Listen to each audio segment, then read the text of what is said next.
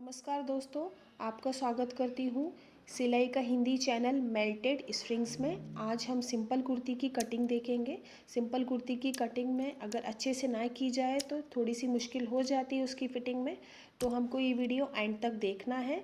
जिस माप का मैं कुर्ते का कट बताऊँगी उसका मैं इधर मेजरमेंट लिख देती हूँ। अगर आपने मेरे चैनल को सब्सक्राइब नहीं किया है तो प्लीज़ मेरे चैनल को सब्सक्राइब कीजिए और बेल आइकन के बटन को दबाना ना भूलें, जिससे आने वाले नए वीडियो के नोटिफिकेशन आप तक पहुंच सके। चलिए हम शुरू करते हैं। ये मेरे पास 2.25 मीटर कपड़ा है। 2.25 मीटर कपड़े में मैंने लंबाई 34 इंच ली है। 32 इंच लंबाई है, 2 इंच मैंने एक्स्ट्रा लिया है। ये इस तरीके से ये पूरा ऑल ओवर कपड़ा है। ये सेम कपड़ा है तो आगे और पीछे का माप हम साथ में निकाल सकते हैं। कपड़े की जो फोल्ड है हमको हमेशा साइड से करनी है। अगर साइड से हम कपड़े का माप निकालते हैं तो प्रॉब्लम नहीं आती, हमारा कपड़ा खिंचता नहीं है इस तरीके से। और इसी तरीके से अगर हम चौड़ाई से माप निकालते हैं, चौड़ाई से माप निकालने के बाद हमारा जो कपड़ा है वो खिंचता है तो हमारी फिटिंग नहीं आती है। इस तरीके से कपड़ा खींचेगा तो फिटिंग अच्छे से नहीं आएगी, तो हमको ऐसे नहीं करना है। हमेशा हमको साइड से ही माप निकालना है। साइड से फोल्ड करके हमको माप निकालना है। जितना हमारा नीचे का घेर रहता है उतनी चौड़ाई लेके हमको माप निकाल लेना है। इस तरीके से हमने साइड से फोल्ड करना है। जैसे नीचे का घेर हमारा 12 इंच था तो 12-12 इंच पे हमको मार्किंग लेके हमको फोल्ड कर देना है। ये साइड का जो कपड़ा हमारा बचेगा, जो वेस्ट नहीं जाएगा, तो बाकी सब चीज़ों में काम आता है हमारे को। जैसे गला निकालना है या स्लीव्स की कटिंग करनी है तो साइड का कपड़ा हमको काम आएगा। अब ये करके हमको साइड से माप निकाल के हमको कपड़े को प्रेस कर देना है। मैंने 12-12 इंच पर माप निकाल लिया है। ये देखिए, साइड से 12-12 इंच पर माप निकालना है। 2 से 3 जगह हम निशान लगा देंगे। हमको पट्टी छोड़ देनी है, जो कॉर्नर की जो पट्टी रहती है वो छोड़ के हमको 12 इंच पर मार्किंग करनी है इस तरीके से।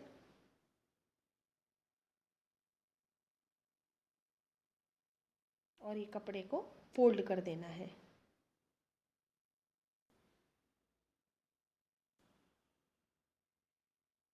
कपड़े को फोल्ड कर देना है, प्रेस कर देना है हमने।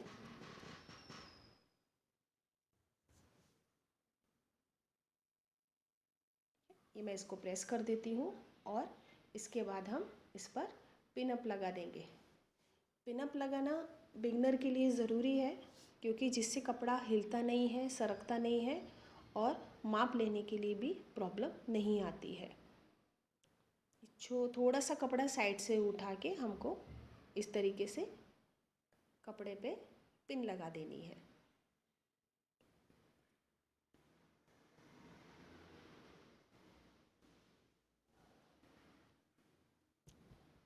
साइड का जो कपड़ा है टेढ़ा कपड़ा है, तो मैं स्केल की सहायता से एक सीधी लाइन खींच देती हूँ।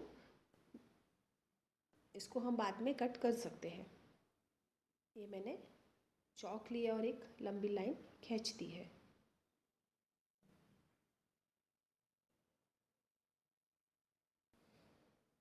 अभी हम माप निकालेंगे। जैसा कि मैंने आपको माप लिख के दिया था, तो जिसमें हमारा शोल्डर है 14 इंच, 14 इंच का हम 7 इंच उसकी चौड़ाई लेंगे। पहले मैं कुर्ते की एक लंबाई निकाल देती हूँ। कुर्ते की लंबाई है 32 इंच और 2 इंच मैंने एक्स्ट्रा लिया है।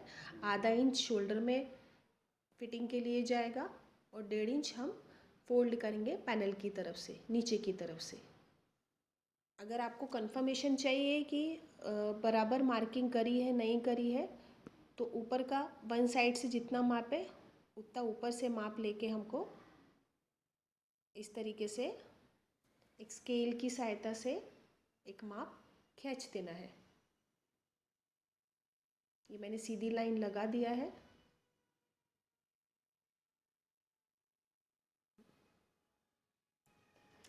अभी जैसे कि शोल्डर हमारा 14 इंच था, 14 का आधा हमको लेना है। 14 का आधा हमने 7 इंच लिया। ये 7 इंच पर हमने एक निशान लगा दिया है। नीचे भी आप एक निशान लगा सकते हैं, जिससे लाइन सीधी आएगी, बगल निकालने में प्रॉब्लम नहीं होगी। बगल मैंने 6 इंच ली है। ये 6 इंच पर मैंने एक मार्किंग कर दिया है और स्केल की सहायता से हम एक सीधी लाइन खींच देते हैं।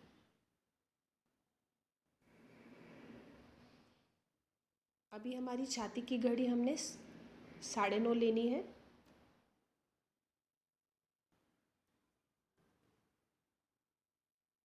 ये 9.5 पर मैंने एक मार्किंग कर दिया है और 1.5 इंच या 2 इंच जितनी भी आपको फिटिंग चाहिए, साइड से मार्जिन हम उतना रख सकते हैं। एक लंबी लाइन खींच देनी है। जो 9.5 का पॉइंट था, वहाँ से लेके और ऊपर तक हमको ऐसा एक राउंड बना देना है। हमारा राउंड एक बार में सीधा नहीं आएगा, हमारा राउंड एक बार में अच्छे से नहीं आएगा, पर हमको प्रैक्टिस कर करके अच्छे से हो जाता है ये। अभी शोल्डर से लेके कमर तक का माप निकालना है। तो कमर की लंबाई हमने 14 इंच ली है। 14 इंच पर हमने एक मार्किंग किया है। शोल्डर से हिप तक का माप 21 इंच का है। ये 21 इंच पर हमने एक मार्किंग कर देनी है और स्केल की सहायता से सीधी लाइन खींच देनी है। ये कमर पे हमने एक सीधी लाइन खींची है और एक हमने ये हिप पर एक सीधी लाइन खींच दी है। इसके बाद हम निकालेंगे कमर की चौड़ाई। कमर का राउंड हमारा 8 इंच है।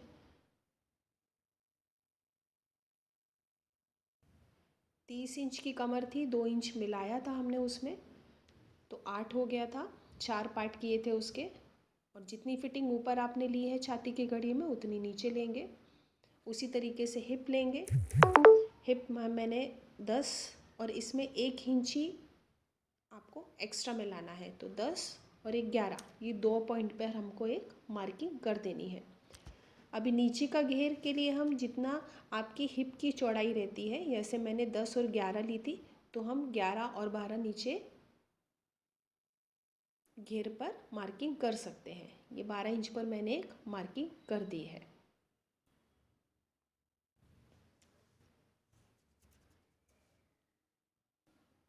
अब स्केल की सहायता से हम एक पॉइंट से दूसरे पॉइंट को मिलाएंगे। अंदर के पॉइंट से अंदर के पॉइंट को मिलाएंगे, जैसे छाती का पॉइंट अंदर का पॉइंट से कमर के अंदर के पॉइंट को, कमर के अंदर के पॉइंट से हिप के अंदर के पॉइंट को, इस तरीके से हम स्केल की सहायता से मिलाते हैं।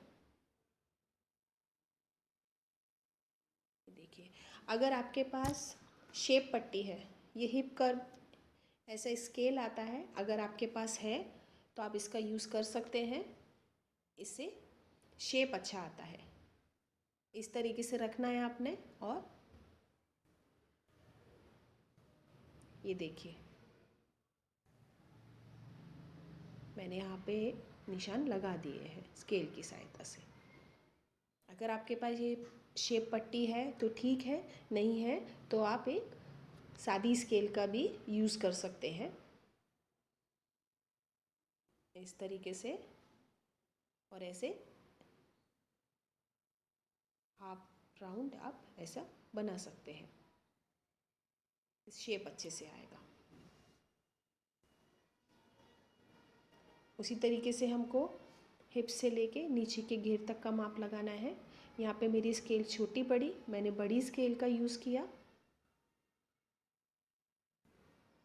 अगर आपके पास बड़ा स्केल भी नहीं है तो इंची टेप की सहायता से आप निशान लगा सकते हैं, एक अच्छी सी लाइन खींच सकते हैं। बाहर के पॉइंट, मैंने हिप का बाहर के पॉइंट से इंची टेप को रखा और घेर के पॉइंट तक एक निशान लगा दिया और स्केल की सहायता से मैंने एक सीधी लाइन खींच दी।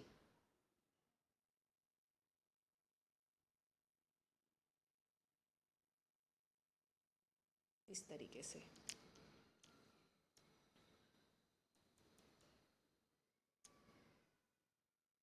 आशा करती हूँ कि आपको समझ में आया होगा अच्छे से। इसी तरीके से सपोर्ट करते रहिए और नेक्स्ट वीडियो के लिए इंतज़ार कीजिए। Thank you so much.